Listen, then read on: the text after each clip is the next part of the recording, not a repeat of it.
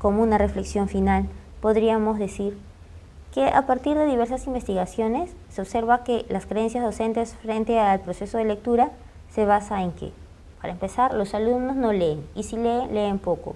Nosotros podríamos decir que no es tan cierto. No es que el alumno no lea, no es que el joven no lea. Lo que está pasando es que el alumno está transformando su lectura, está leyendo según su propio interés, y lo que ha cambiado es el soporte. Nosotros podríamos, para dar un ejemplo, decir que un juego de los que hay ahora, los actuales, pueden ser entendidos por los alumnos, por los chicos, por los niños, en máximo 5 minutos, cosa que a nosotros adultos nos demoraría años. El Play, por ejemplo, o tener una videoconsola, para algunos, y lo vemos en muchos casos, se demoran porque no saben y le dan vueltas al artefacto y no saben cómo funciona. Viene un niño seguramente de 8 o 9 años y dice, bueno, papá, esto funciona así, o bueno, profesor, esto funciona de esta manera, y lo hace tan rápido. La pregunta es, ¿el niño leyó, no leyó? Si leyó, ¿por qué entendió más rápido que un adulto? Entonces, ¿el alumno no lee? No, el alumno está leyendo, el alumno está comprendiendo, pero aquello que más le interesa. Y lo que sí ha cambiado efectivamente es el soporte. Lo que antes era el papel y lo que llamaba mucho la atención, ahora se ha vuelto un medio estático. La gente o los chicos leen más en internet. ¿Por qué? Porque las imágenes tienen movimiento, porque hay sonido, porque hay colores, porque este texto va a ser más dinámico. Por eso el gusto de los chicos a ese tipo de soportes. Por otro lado tendríamos las interpretaciones unidireccionales del texto. Un niño que lee y en una misma línea puede aburrirse. Vamos a dar un ejemplo. Nosotros habremos dado a que nuestros niños lean La Caperucita Roja, o habremos dado Los Tres Cerditos, y quedó ahí la historia. Si nosotros recordamos la película Shrek, que seguramente muchos han visto, vamos a ver que hay más de 3 cuentos incluidos. ¿Por qué? Por los personajes. Tenemos a la galletita que toma vida. Tenemos a los 3 ratones que tienen una función importante en la obra. Tenemos al ogro, al famoso. Tenemos a la bruja.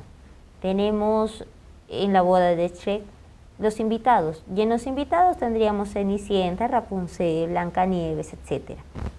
¿No podríamos tomar este ejemplo de película para trabajar la lectura de todos estos textos? Podríamos generar incluso la producción de textos. ¿Cómo? Si nosotros tenemos 4 alumnas y cada alumna o alumno ha leído un texto diferente y lo ponen en común, podrían ellos, con su inventiva, generar un texto propio en el que los personajes sean los personajes de cada una de las historias leídas. Estaríamos trabajando entonces la lectura, la expresión oral y la producción de textos. Todo esto y muchas otras estrategias y sugerencias las veremos en el curso número 2 que habla sobre la comunicación integral, que no se lo pierdan. Otra de las reflexiones finales podríamos hacer que el poco desarrollo de la lectura ha hecho que se lleven siempre las obras, pequeñas o grandes, para ser leídas en casa. Y entonces, ¿qué hace el docente? Le da la obra al alumno, le dice qué leer, y la evaluación va a ser la próxima clase o la evaluación va a ser tal día. Pero no hay un seguimiento del docente con la lectura de los chicos. ¿Cómo están leyendo? ¿Si están entendiendo o no? Solo nos enteramos el día en el que evaluamos y corregimos. Esto podría cambiar. Sería bueno tener unos 10 minutos diarios. No es importante que el alumno lea obras y obras desde la educación primaria. Lo importante es que las obras le permitan aprender al alumno. Entonces, estas obras pueden ser trabajadas de una manera más lúdica. Si leemos 10 minutos cada parte, si generamos nosotros como docentes esa iniciativa, ese deseo de seguir leyendo, estamos seguros que los alumnos leerán más de 10 minutos al día.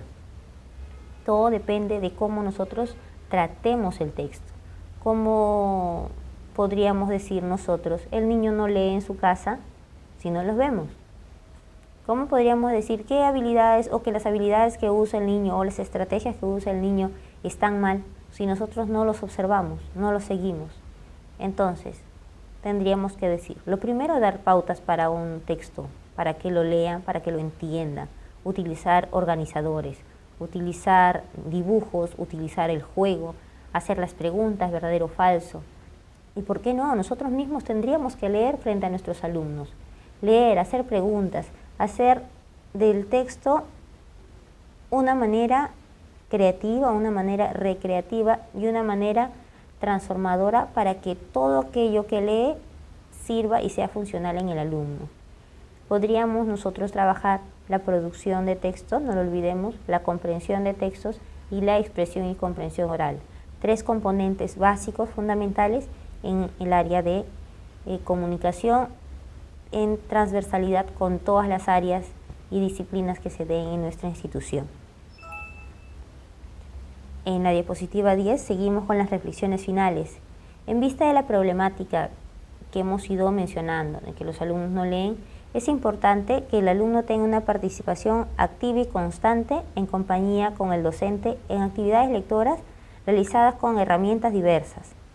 Que la formación de los protagonistas de la educación sea firme, que no solo los alumnos aprendan a leer o aprendan estrategias para leer y comprender.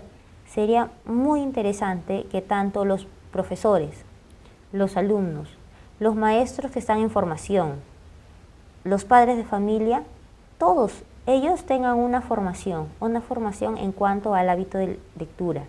Así es que para trabajar los planes de lectura o el plan lector que se da a nivel nacional en diversos países, se está incorporando también la relación con el padre de familia. Esto al principio puede parecer algo absurdo, es decir, el niño es quien va a la escuela y va a aprender.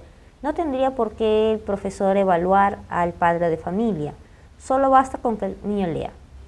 Estas ideas tendrían que quitarse de nuestra mente, de nuestro esquema. El niño lee porque nosotros como adultos somos modelos de lectura, somos modelos de lectores. Entonces, si trabajamos padres, si trabajamos madres, familiares, profesores, compañeros, alumnos que están formándose para ser profesores o psicólogos, si todos trabajamos la lectura, verán y veremos que nuestro trabajo puede ser mucho más enriquecedor. Todo depende del cambio de las creencias de los docentes en cuanto a la lectura y su desarrollo. Para concluir, diremos entonces que las clases promotoras de creatividad desarrollan el hábito lector en los alumnos, permiten encontrar nuevas formas de lectura y nuevas formas para expresar aquello que van aprendiendo.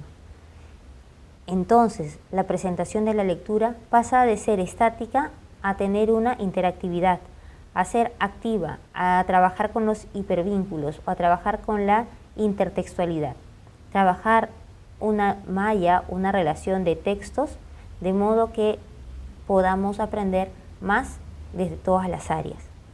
Y finalmente, la utilización de los nuevos planteamientos metodológicos para utilizar la lectura va a permitir que el docente se desenvuelva de una manera más dinámica y lúdica.